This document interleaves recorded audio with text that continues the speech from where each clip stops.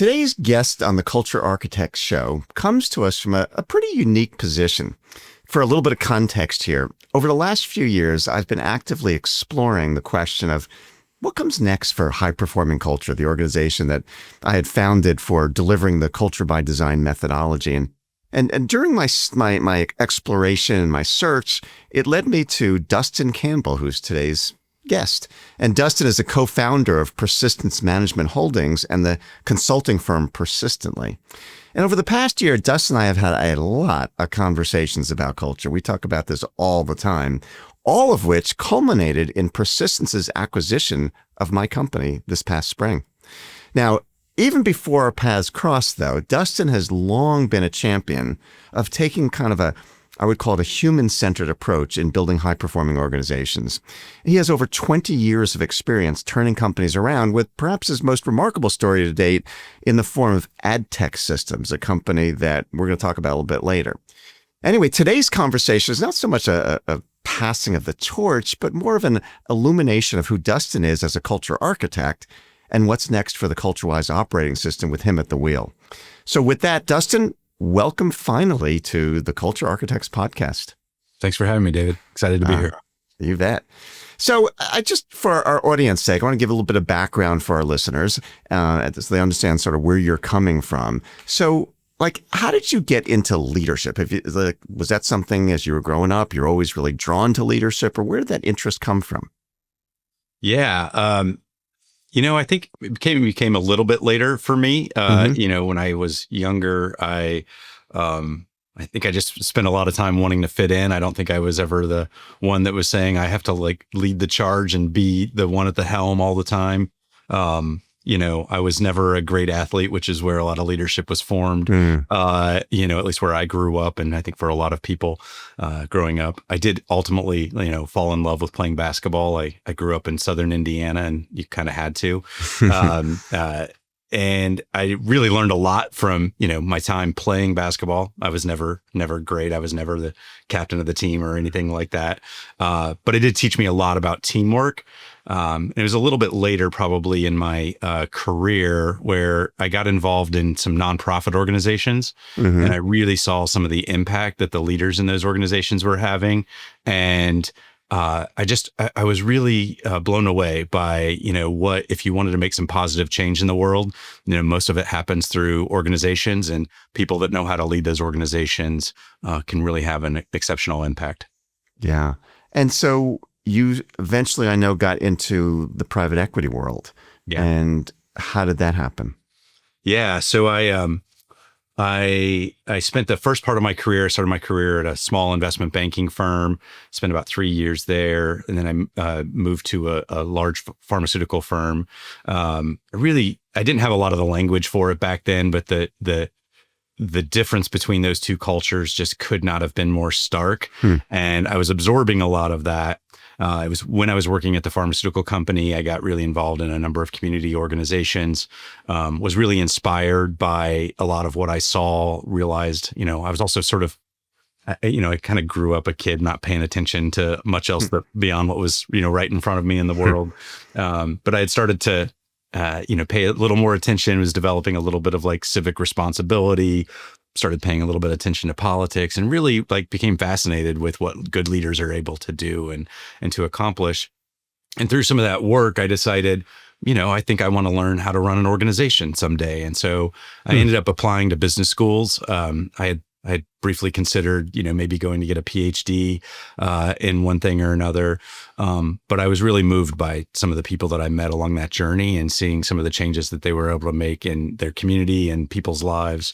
So I went back to business school. I came out of there thinking, I really am mission driven. I had had a little experience in education organizations and healthcare. Really thought I might spend, my career in one of those areas.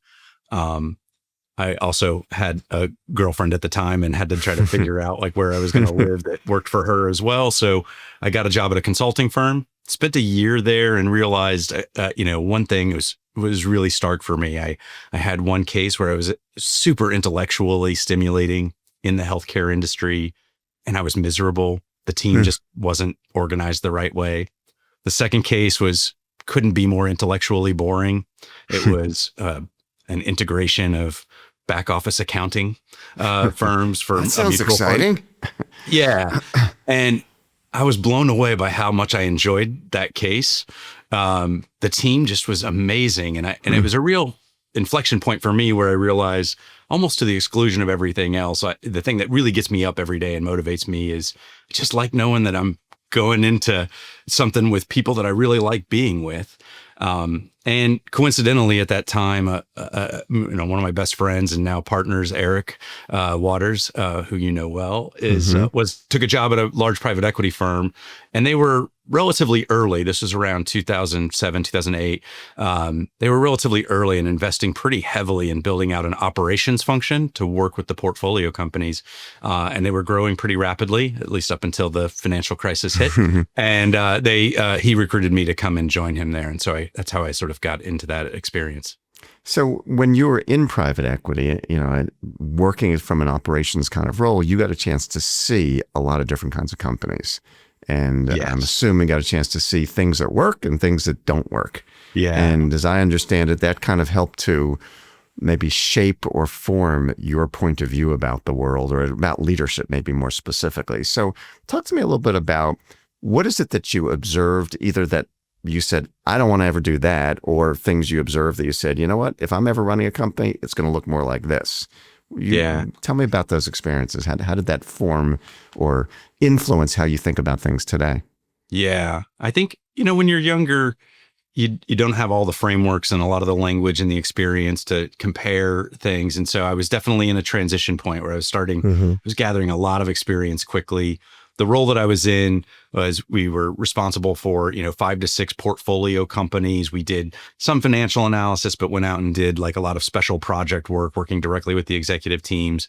We got to sit in on all the board meetings, got to see how the investors approached it, got to do some due diligence on some investment acquisitions. So really got exposed to a wide range of things and saw, you start pattern matching. You start seeing somebody over here is doing this thing and somebody over here is doing it. And you get a feel sometimes for I don't know, that just doesn't sit quite right. But, you sit and you're like, well, maybe I don't understand it. I'm still learning. And over time, some of those pieces start to fall into place. And what did it for me was after a few years on that operating team, I was recruited by a guy that was getting put in as the new CEO of one of the portfolio companies. He was the second CEO going in. The first team didn't perform the way the investment firm had hoped. And he was different. He was really different from a lot of the CEOs that I had seen. And this was a pretty unique situation. The company, when I say it didn't perform, the first team didn't perform as well as they had hoped. That's an understatement. The company was in rough shape, and he was a serial turnaround guy. And the other thing that I guess maybe was the most helpful was he loved to teach. And I'm pretty curious by nature. I tend to ask a lot of questions, and he just helped me really sort the puzzle pieces, I guess. And so I reflected back on some of the other things that I'd seen, and watched the way that he did things. And I would constantly ask him questions like, hey, I saw you do this. Why did you do that? And he's like, great question. Or I'd take a stab at why I thought he did it. And he's like, well, I could see why you might think that, but this is actually what we were trying to accomplish. And I got to work with him for about 4 years. And it was really after about 2 years of working with him that the puzzle pieces really coalesce. And I saw the system that he was implementing. And as I think you and I have discussed, most of that system lived in his head, as I've learned for most CEOs, it does. And so that really helped, bring together for me, we can put together a structure and that is more teachable and bring more people along on that, which is sort of what got us started on this journey that we're here now on. Yeah. So somewhere in there, maybe it was with this guy that you were working with that taught you so much, this mentor. In addition to seeing business as a series of systems that you could create and document and therefore teach, somewhere along the line, you had this recognition, I'm assuming, but tell me otherwise is okay. You had this recognition that culture, or the way in which people relate to each other, is a real differentiator in business, or maybe not I'll say it, you could call it a differentiator, or another way you could look at it is it's a driver of performance. Yeah. Yeah. Like how did that come to you? And that probably pretty unusual in the private equity world. Yeah. That definitely started earlier, but again, it was some like more of a feeling and some of the language in retrospect that I learned and frameworks I could look back on and see more clearly where I was. And so, I would say, early on in my career, so the first job that I worked at, small investment banking firm, this is the late 90s, there was a bunch of guys in a regional office or regional headquarters. It was the headquarters not New York City, which in the investment banking world, there's New York investment banks, and then there's these other guys. And they had brought this culture from New York to this smaller, city. And I learned a lot. I actually really liked a lot of the people individually, and I was miserable. I was really miserable in the environment. I found myself being pulled into participating in things that just I was like, well, I don't want to be doing this. And again, I don't want to disparage it. That firm doesn't actually exist anymore, but I don't want to disparage any of the people there or anything. Cause like I said, I like most of them. There were a couple of leaders that I think were just really misguided. And it was interesting. My first, your first job out of college, you don't know what the world is like. You're just like, I don't know. Is this how we do things? But to say that it was, a sexist environment would be an understatement. To say it was, an old boys club would be an understatement. There was just a lot of things about it that never really sat well with me. Nevertheless, I learned a lot. I got a lot of opportunities to engage in a lot of different things and participate in ways that were pretty great for a young person. But moving from there to, in this firm, I will say, I went to work at Eli Lilly after that. And Eli Lilly was just a really remarkable place. It was filled with just incredibly smart people who took their jobs seriously. The things that they were working on, they believed in passionately. And they just had an environment where people were good to each other. And it wasn't by any sacrifice of performance. It wasn't, a managing director yelling at somebody because, their spreadsheet was formatted to 1 decimal point instead of 2 or something like that. And I just saw they just got a lot out of people. They respected people. There was a lot of things that was just man, this just fits a little bit better. And so, I didn't really have a lot of the language now that I have to be able to describe what was going on there, but man, did it feel different. And so, that was sort of an early place that I understood it. When I went to work for that mentor, the thing that was pretty unique was, the PE firm had owned this company for, I think, 4 years before they put him in. And it was in a small town in a southern state. It was one of the biggest private employers in the area, but it was, there wasn't, it was 90 miles outside of Atlanta. There wasn't an ability to recruit a bunch of people in. Plus the future of the firm was in doubt for a while. And he just set about, other than him, and, I was fortunate able to tag along, other than really him. And I think there was one other person, sort of in a role similar to mine that came along, but the rest of the executive team and the middle management layer within the company didn't change. It was the same team. And he went in and he built structure and process and whatnot. And that was important. But you could just see the way people started to play differently. He had a way to teach people this is the way we do it together. And that was where it started to really become clear to me, oh, it's not just getting processes in place. I am pretty process oriented. And I definitely went through a phase early in my career where I thought, well, if I can just build the best process, then we got it. And became kind of obsessed with that. So I do like processes, but processes need to evolve. And if you want them to evolve in a healthy and positive and continually improving way, you got to get the people involved in doing that and get them working together so they understand the objective and what they're going after. And watching the way he did this was just really, really remarkable. And he moved quickly and he brought people with him. And it was just a really fun experience. So, yeah, to you and me, this seems somewhat obvious that if you could get the people to work together well, to enjoy where they are, to be engaged in what they're doing, they're going to perform, at a higher level. This is a pretty obvious thing. And yet, in your experience with private equity, and certainly I don't have the experience you do there, but from what I see and hear so often from private equity firms, it seems that not that many of them have as deep an appreciation for the importance of the role that the culture, the people part of the business plays in ultimately delivering the results they're after. I mean, we know they're there principally to get a return on investment. And yet we know that if the people part is done right, they're going to get a bigger return on investment. And yet, as obvious as that sounds, it seems like so few, not none, but so few private equity firms fully appreciate or are willing to invest in the people part of growing the business. Why do you think that is? Yeah, I've put a lot of thought into this that you and I have discussed. I'll try to take a little bit of the less cynical version. There's a cynical version of it that, I think is, I can fall into sometimes and maybe be a little cavalier in the way I explain it. But I think the less cynical version of that is a couple of things. One, we really have to consider the context.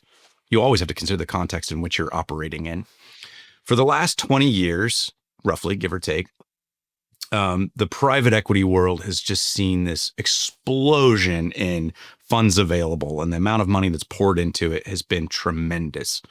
Part of this is related to a macroeconomic environment where there was nearly 0% interest rates, which is to these guys free money, to go throw around at assets. And where I think most people can relate to that is over the last 20 years, you didn't have to work really hard to generate wealth in the value of your home. If you were fortunate enough to buy a house 20 years ago at, whatever it was, 3% interest rates, today it's probably in most markets at least double the value. And you can look at that and say man, I was a genius. I invested at the right time. I did it. And so private equity, where it's more levered and they are smart, very, very smart in financial engineering, took advantage of that environment. And what happened to real estate prices happened in an extraordinary way in corporate valuations. And so people made a lot of money just buying, holding an asset, cobbling a few more together. And, to just double click on that a little bit more, they did aggregate firms together and get what, we call multiple arbitrage, where a bigger firm is worth something more than a littler firm. So if you buy a bunch of littler firms, your bigger firm, the valuation, grows. So that's one of the contexts in which, PE firms were operating, and they didn't have to get the operations great, and the other thing that I think is really important that I've reflected on a lot is the business model and the working model, the professional model of private equity firms, because it's very similar to investment banking firms and law firms. These are expertise-driven organizations, and they are not run like most operating firms. They are almost like a bunch of individual proprietors sharing a back office and some shared services and support structures. But many of them are what we call an eat what you kill model. They get compensated more for deals that they find and deals that they nurture and execute on. And this is just very different from the way most organizations run. Those two things, that expertise driven and that organizational structure and how they think about the world, has a real impact on the way that they view the investments that they make. And what I mean by that, and where it shows up that I think is, almost everybody I know who works in private equity kind of jokes about this, is they're always looking at everything through the numbers. And if the numbers aren't right, the person in charge of the numbers from their perspective must be doing something wrong. And the person that they interact with the most is probably the CEO, but oftentimes it's the CFO, and the CFO is the numbers guy. And so it's the running joke is sort of like how many CFOs a private equity firm goes through within, for each company that they own during the time that they own it. And the reason why is they speak the same language, and the PE guys are almost always more advanced. They are really brilliant when it comes to finance. That's the language they speak, and it's the lens through which they see everything. The challenge is that you don't win the race by staring at the speedometer, and the numbers are an output from all of the work that goes into making a business work. And there's a lot of fundamental things that we have to do in the business that will generate better outcomes. Right. But if you just stare at the speedometer or at the scoreboard and just torture people about why the numbers aren't what you want them to be, you spend a lot of effort and energy focused on the wrong things, actually distracting the team away from the fundamentals. In private equity firms, it's really interesting. I have a few friends who were investment professionals who then took operating roles for a couple of years in a portfolio company and almost always run back out really quickly. And I don't mean to take anything away from them, but the thing that I hear is, it's really hard. You have to deal with so many people issues. It's like, that's the thing. That's what running a business is. It's dealing with people issues. You got to understand how the business works. You got to understand the functional things and how they work together, but it's just getting people to work together. And in the PE world, it's just a very different operating model. Yeah. It's interesting as I think about what you're saying and I reflect upon my experience, which is different from yours. You always sometimes refer to my experiences as first principles, but I think about, I used to say this years ago, I still think it's true. I never worked in any company other than my own. So I've had 2 companies, sort of 3, in my life, and they've all been mine. Yeah. And so coming out of school as a philosophy major, which I was, and going to work, for myself and building my first company, I never worked anywhere else. I didn't know how you're supposed to do it. Yeah. And I used to say that in some cases was an advantage of mine because I didn't know how you're supposed to do it. I just did what made sense to me. And it just seemed obvious to me that if you treat people in a certain way and you teach them the way you want to do things, it'd be a lot better. So why wouldn't you do that? Yeah. And so all of the things that I built over my career came just from me not being saddled with preconceived notions about how it's usually done, and just doing what makes sense to me. That seems to work pretty well. Why would we do it any other way? Start with getting humans to work well together. Yeah, that's pretty obvious. So you had these experiences in private equity. You had this mentor who helped you to begin to see that there were ways that you could build systems around the way you do things. And you and your friend Eric, now partner, decided, hey, we're going to get out of this. We got to do this on our own. So as you went into looking to do something on your own, you must have had some philosophy, some point of view about, okay, if we're going to leave the private equity world and go out on our own, why? Like, what are we is there a point we're trying to prove in the world about how you can run a business? What was the point you were trying to prove, or was there a point you were trying to prove? There definitely was. There were a couple of motivations, some of them a little more selfish than others. We were both in our mid-30s, starting families or getting ready to start families. Or I guess in my case, I was wanting to start a family. I didn't actually have any plans at the time. And we didn't want to be on the road anymore. We had, traveled around a lot. We worked pretty ridiculous hours. We wanted a slightly better lifestyle, which that might have been folly and thinking we'll buy a business and have a better lifestyle. That's not exactly how it usually goes. And yeah, we wanted to be home a lot, but we did have the sort of like bigger philosophy was, we had the understanding that a lot of CEOs have a playbook that they run. We also saw that the CEOs that seem to be remarkable, like serial CEOs, the ones that went in, executed, made positive change. It wasn't just that they had a playbook, they knew how to thoughtfully apply it. And that's really important. One of the big lessons that we had taken away from our experience at this larger private equity firm. And again, I don't mean this in any disparaging way. The private equity firm that we had both overlapped at had originally started making distressed investments, and that was its forte. They bought distressed companies, and they were early in building this operations organization. And this totally would have made sense to me when I was, thinking about everything through a finance lens. They were like, well, where are really good operators in the world? And they looked to back then GE and Honeywell, and they recruited like crazy from GE and Honeywell. And GE and Honeywell were for a very long time, and in some cases still today, like known as being just management factories. They create good leaders. But if anybody's old enough to remember the Jack Welch days, which this was just on the heels of, the stated strategy of GE and Honeywell was similar, was we're number one or number two in whatever industry that we're in, or we get out. You couldn't definitionally be further away from distressed assets. And as we talked about before, the context matters. The things that you learn and the systems and the playbooks that you learn, oftentimes people forget the context behind them, and they come in, and for anybody who's heard the phrase, when you're a hammer, the whole world looks like a nail. We started to refer to it as the GE hammer, because they would come into these smaller middle market distressed companies, and they were like, well, we need to do this analysis, we need to do that analysis. And you don't need a Six Sigma black belt to come in when a company is like hemorrhaging cash and there's inventory sitting all over the place, which is a very lived experience that I had, where there were these guys that came in and they were like, the systems are bad, the people are bad, we gotta change it all out, this thing's never gonna work. And my mentor was like, they don't get it.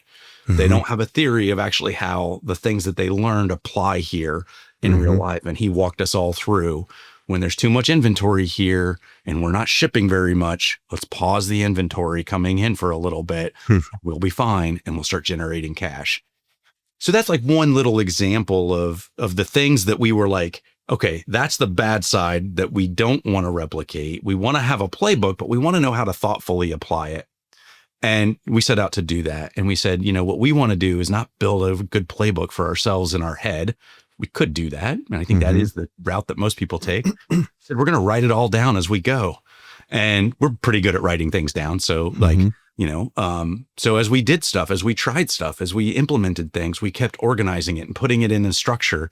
Then we'd rework the structure and be like, oh, this thing is actually here, because we wanted it to make sense to more people.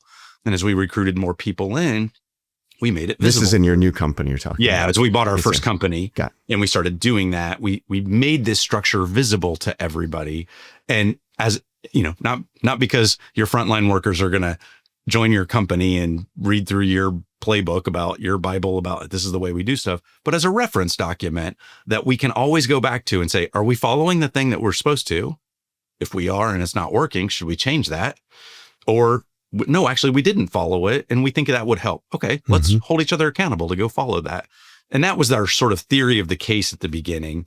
But we had a lot of work to do to get the things that we'd already learned out of our head. And it turns out we had a lot of work to do to actually learn more things to put into the playbook. And so we started that journey, I guess, together in 2015. And so as you look back to that experience, there were probably things, and I think you sort of alluded to it a little bit, that as you left the private equity world and said, we're going to do this on our own. We got an idea how to do this. There were probably, I'm guessing, things that you thought would work. And then in real life, you realized, it doesn't really work that way. What's one or two of the lessons maybe you learned that that your experience helped you to see it's not quite what you thought it was going in? Yeah. I was probably near peak confidence in my career when we bought that company. I mean, I was nervous, but I was like, man, I've seen a lot of companies. I've seen this done, a number of times. I had to do it the right way. Yeah. And, I've learned over time that, confidence kind of ebbs and flows for most of us. Some people, it's, just continues to rise. But for most of us, but you want the trajectory to move up. And I was definitely at sort of like peak confidence when I went in. And I thought, I'm willing to work hard. I will follow my team. I'll do whatever it takes. I had a lot of ideas about like how we could structure and work things together. I really thought like the team would be eager for some of the improvements that we could bring. And that was, to say the least, misguided, if not arrogant. We didn't go in saying like, oh, we have all the answers. We know everything. We didn't know anything about the industry. And we really planned to spend a year doing very little. Like we just wanted to get in and learn and hear things. We knew that the business it had reached this point, which we've now since learned in the lower middle market is very common, where the executive team or the founding team doesn't know everybody in the company directly anymore and doesn't have direct communication with everybody. We have a name for that. We call it the Dunbar chasm, when you have to cross over. For most companies, this happens between 50 and 150 people. You have to build systems in differently. This company had actually made it pretty far in that journey. It was about 130 people when we bought it. And it was remarkable for the lack of infrastructure from a managerial standpoint, from a, like IT system standpoint, from all those things. It had a big firefighting culture. There was, not a lot of forethought. So everywhere they were putting out fires, they were dropping embers behind them. And there was always another fire popping up. And there was the hero mentality of like, we're going to go in and solve this thing for the customer. And I thought that they would be eager to move away from that so that they would feel some sense of like, oh gosh, we don't have to be fighting fires all the time. But it turns out, and I'd had a little experience with this before in my career, people who are good firefighters in this metaphor, in this context, aren't really interested in fire prevention. They get the thrill of it. There's camaraderie in it. There's you feel like a hero. Yeah, you feel like a hero. And so it took us a while. We also were probably a little overconfident we overlooked some things in diligence where we kind of dismissed them. We were like, that'll be fine. We'll work that through. That we just frankly shouldn't have. And so, we learned lessons throughout that. That journey ended up taking probably longer than we thought that it would. It definitely had some bumps along the way that, we hadn't anticipated. But I honestly think it probably made us stronger. We had to put a lot more thought into like, oh, why didn't that work? And what was the assumption that we were making that we thought would work there? But believing that we could pull the culture together with just like hey guys, we want to make this better. We want this to be a better place for everybody. When there were people who had been there for 30 years and their whole reputation was built on the way they had been doing it. And that just was a lot deeper in the organization than I think we had anticipated. So as you built that company, very successful, exited that. And when you exited that, what you and Eric had exited that, and what was your thinking about what are we going to do next? Yeah, our goal had always been to build this playbook and then to replicate it. And, what we wanted to do was to, build and nurture a team that could go and do it again. And ideally, we didn't have an exit strategy. To be fairly honest, like we exited because we hit the pandemic that dramatically impacted our business. And then coming through that, we hit the supply chain crisis and that dramatically impacted our business. Our business was still, worth a decent amount and we were performing well, but there were these things that were beyond our control that we just frankly didn't have a big balance sheet behind us. And we thought, man, if we hit another one, if this just keeps going, at some point our luck's going to run out here. And so we thought it was the best thing for our customers, for our suppliers. But originally we had thought we would just kind of buy and hold and then reinvest proceeds in going and doing it again. And we could cross-pollinate people who had already learned these things and can go and do stuff. We've learned over our careers, you've heard me say this, but, businesses are like humans in that 99% of their DNA is the same. And the 1% difference produces a lot of, what looks like variation to us. But a lot of the things can be taught from one place to another and how you do that. So we didn't veer from that strategy. We just ended up exiting that business. I will say that the environment that we came back into was different because of that capital markets, shift that had happened. There's a lot of money chasing not enough deals, and more people getting into that world at lower and lower valuations or smaller companies. And so that's what made us ultimately decide to launch Persistently. Was we said, we have things that we can do that can go help people. And while we're doing that, we'll be talking to people and meeting people. And through that, maybe we'll find more deals. And fair enough. Here we did. So for our audience sake, since they don't know that story, so just briefly help our audience understand. So how did you and I get to connect, and what caused you and Eric to say, CultureWise and high performing culture might be something that makes sense for our future. Yeah, there were a couple of definitely fortunate circumstances, I guess, that came together there. So you know the story, but for the audience sake, this was just pretty remarkable. I think my mentor had this series of what he called operating principles, principle-based behaviors that he reinforced with the team over and over and over again. And that was a huge part of what brought the culture together. But he did, and I've now learned language from you, that he did what you refer to as episodic teaching. And that's what we did at our first company. And as we built out our playbook, we carried forward those operating principles. We made some adjustments, some tweaks here and there. And we always said, man, this is the thing that we're not getting the most value out of, because we're only able to teach it when we're in the room, or when somebody has been in the room with us enough times that they start to teach it. And so that's really effective. That's better than what a lot of organizations, do in this regard, naming these things and then, making them clear to the organization. But that episodic teaching can only go so far. And so it was literally the month after we closed on the sale of that business. We were both Vistage members, which, for those who may not know, is a CEO peer network. We met a guy who runs a few of these peer groups and really hit it off with him. And we were discussing this, and we were kind of talking about all the business books that we read.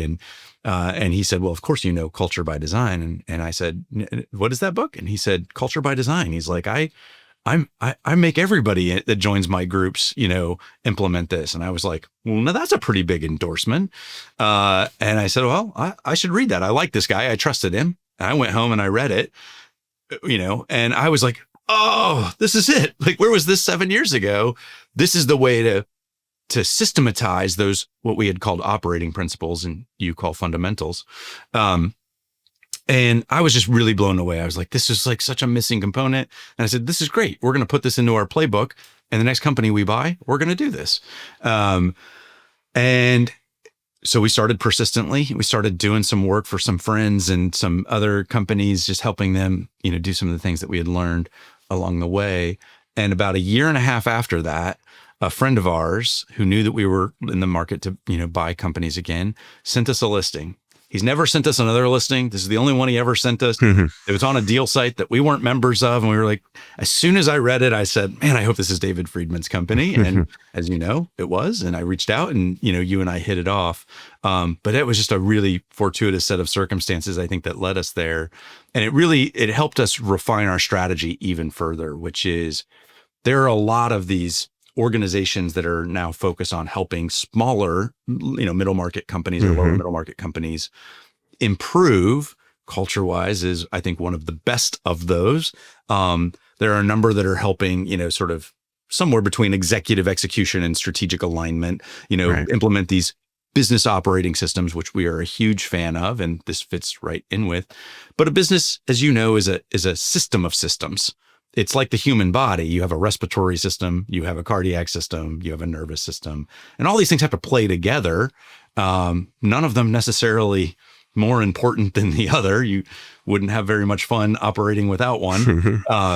And so, what we have now come to see is like, oh, there's a way to put these systems together in a way that can help organizations with the thing that they need when they need it. And so that's helped refine our strategy. Yeah. So now that you're starting to see over the last number of months the power of that system, I'm curious about your point of view looking forward into the future about, culture has become big. As I look back at my career and this whole podcast, I think about if I go back 10 or 15 years ago, culture was not nearly as big. I'm not sure why that has changed. We could theorize about that, but if you were talking with a group of leaders or CEOs, and I would mention culture, most people back then, just 10 or 15 years ago, in my experience, would say, yeah, whatever. Like they didn't take it seriously. Whereas today, not only in business, I look at sports teams. Some on this podcast know I'm a Philadelphia Eagles season ticket holder and rabid fan, and you look at any article about the Eagles, and they talk about their culture all the time. And it's true of almost any sports team. You look at any championship sports team these days, again, different from 10 or 15 years ago, and every team is talking about the culture of our team, the culture of this, the culture. And so culture has become really hot. Yeah. And I'm curious from your perspective, as we look into the future, is that just a trend? Is that just a blip that, different things are hot at different points, and that, in a few years, people will be talking about something else and culture won't be so important? Or do you see that as something that's sustainable? Man, I love this question. I definitely spend a fair bit of time thinking about it. By the way, I do want to say I was very excited to wake up this morning and know that I was going to be on the podcast with you after the Eagles won. Yes, thankfully it was a win and not a loss. It was not easy, but it was a win. Thrilled if it was a loss, and this is fun. So I'll not wax too philosophical. Mm-hmm. We'll keep it, relatively in the here and now. But I do think just a couple of things I want to point out, both in sports as well as in corporate organizations, is there have been people on the culture bandwagon for quite a long time that have been getting exceptional results with that focus. And I just want to highlight a couple of examples that are pretty prominent in the business and sports world. So one is, there's one of the most famous business cases out there in business schools is the Toyota production system. I think it could be taught a little more comprehensively and a little better from my experience. I mean, It's a wonderful case, but it's almost like there's just this thing, and then you move on, and understanding what that thing is really important, and it takes a little more getting into it. And it's actually been really fun to reflect on and learn more about that as I've been on my own journey. But that is at its core a system that that factors in how humans really work together and leverages that in a way that makes the system continually better. It pulls people into the process of making it better. The other one that I just love to highlight, because I'm a basketball fan and he was an Indiana native like me, is John Wooden. He had a really famous diagram. It's called his success pyramid. And in it, there's 16 behaviors that he taught over and over and over again. And, he's the winningest, or won the most championships. I don't know if he's still the winningest coach in NCAA history. Just had this legendary run, is revered as a leader, for all the things that he taught to people, but he was principle based. And so that's existed. He focused on how do we build the culture of excellence, and he had a system by which he did it. Mm-hmm. And so I love those examples because I think they're really tied together. It has definitely become more important over the last, 20 years. I think if you go back and read Harvard, Business Review articles 10 or more years ago, there was heavy on strategy, and now it's heavy on culture. And I think we're still in early innings, frankly, on people really understanding it. I will say at a very high level in the political environment that we're in, there is a strong push to go, and amongst many people that want to go back to a little bit more of what I think is a command and control way of doing things. And sometimes the simplicity of that feels alluring and appealing. I do think, and I'm definitely at, risk of, thinking this is going to be true because I want it to be true, that the cat is sort of out of the bag, that there's enough organizations. I think we've reached a critical mass of organizations that get that culture is the lever. And as you and I have talked about, this is, I think, what makes it, more likely to be true. The ability to sustain what was historically considered true strategic competitive advantage in the marketplace is fleeting and increasingly difficult. To have a first mover advantage that somebody can't catch up really quickly, to have true IP that differentiates you, that can't be copied in some way relatively quickly. There's still scale. People amass capital and put things together, and that does matter, but that lever has been pulled pretty hard over the last couple of decades. And you kind of get left with, I guess we got to actually make this place better. And, the things that, you and I have talked about that I'm most fascinated by are those companies that don't have any of those traditional strategic competitive advantages and crush it, like get extraordinary results. And the common element is always they get the culture right. And that leads to either better service, faster innovation. It leads to a bunch of other things. And they really intertwine, focusing the culture on how do we make our operations better. And that leads to the results. So I hope that's here to stay. I do think there is a little bit of a backlash coming in the broader culture. Yeah, your point about the environment that we're in and the commoditization of it, I think, is an interesting one. It's one I've thought about a lot and talked about a lot as well. And I think this is just my point of view, that the internet, in all the ways that the internet has changed our lives, is a big part of that. That it's become so much easier to understand what makes, what somebody's stated advantage is when, you come out with your product or service, and maybe before the internet, how did people know what that was? But now you got a website, you splash it, you tell everybody, it's on social media and everything else. And so it's so much easier than it used to be to copy whatever your product or service is. But as we know, the thing that's the hardest to copy is the way your people operate. And that's why I often say that working on the people part is not an HR topic. It's a strategic competitive advantage topic. It's about creating sustainable competitive advantage. Yeah. Having a people-focused strategy, as a coach of mine once said, is a belief. Like, you have to really believe it, that you can get better performance by focusing on that. I believe it. You believe it. There's an extraordinary set of companies that are out there that just get amazing results in what are basically commoditized markets. I think there's enough proof points out there.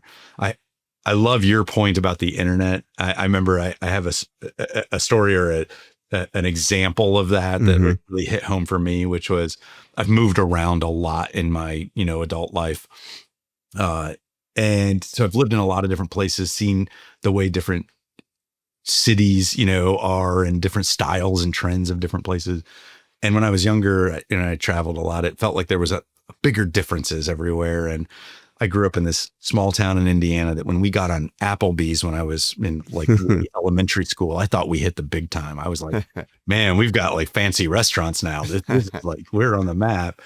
And I went back, 10 years ago. And if you go into a lot of fancy restaurants, it's still the case today, but there was definitely a trend amongst fancy restaurants there for a while where everybody had these white subway tiles that were the back lay of where the bar was and the kitchen. And it was retro and it was trendy. And I walked into my first restaurant in my hometown 10 years ago, and I saw this bar with the white subway tiles up, and I was like, it trickles down fast. The things that people think are trendy or that are the next thing, it just takes a Yelp review with your mobile phone and some pictures, and people are like, oh, I can do that. Yeah.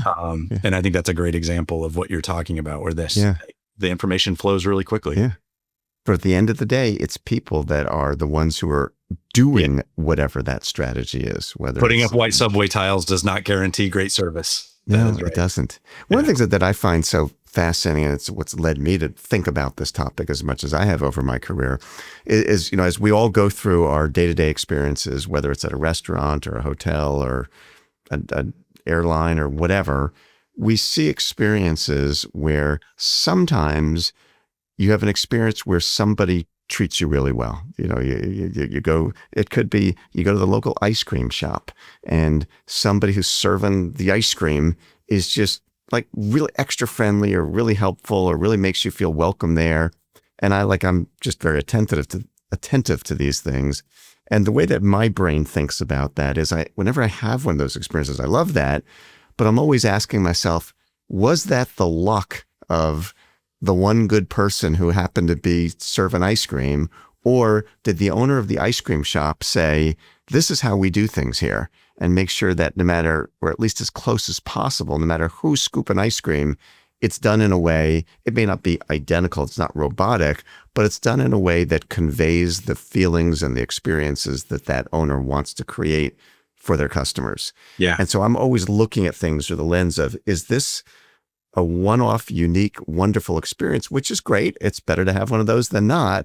Or is there something consistent here? Is this the way that they do things here? Yeah. And I just like to look at things through that lens. And I know that with your playbooks and your process orientation, you look at things in a similar way. Yeah. It's so right. And I marry up a few things there in the way that you're articulating, because I think you're just articulating a real world sort of gut feeling and example. And what I would encourage people, if you're a frontline manager, a new manager, or an executive or whatnot, is to look for those things all around you and look for those examples and say, like, where is it consistent? When you think about just kind of connecting this back to like the Toyota production system, a big part of getting that done and what's, in lean circles, this, you look at variation, and, Edwards Deming was sort of one of the grandfathers of getting the continuous improvement movement going. I think he's one of the most misunderstood, authorities of the modern era and how to help people run, think about organizations. But what he married the human component with looking at data, and he always said, you gotta reduce the variability first. You got to look for the outliers, both the good and the bad, because they can be misleading. And so when you see that in an organization, if you get really great service from a server, some people are just service oriented by nature or by their upbringing or whatever, and they're cheerful. There's a lot of different things that go into it. But if you get it from everybody in the organization, there's something else happening. Yes. And I think what all too often happens in our culture is we attribute too much of what we see to the person rather than the environment that they are operating in.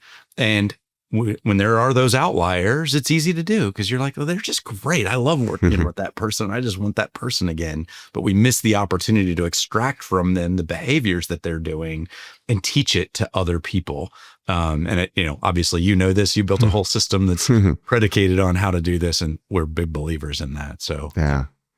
Well, Dustin, this has been a fascinating conversation. I particularly find it interesting, the way in which you have, and we've tried to uncover in this podcast, sort of your own personal development of that young first job out of college student trying to figure out how this stuff works to, watching your history of going from there to having the experiences in private equity, good and bad, and from there moving to your own company and what you learned there, and now starting to see how we can formalize this. And so it's just interesting to watch the arc of your career, or to hear the arc of your career as you've come to see how we can build more system or more intentionality around culture. And so I really appreciate you joining us on the Culture Architects podcast, and look forward to exciting times in the future as we continue to work together to bring this methodology and this way of thinking to more companies to see the impact that it could really have. I couldn't be more excited about it. And I always love our conversations together. So thanks for having me today. Our pleasure.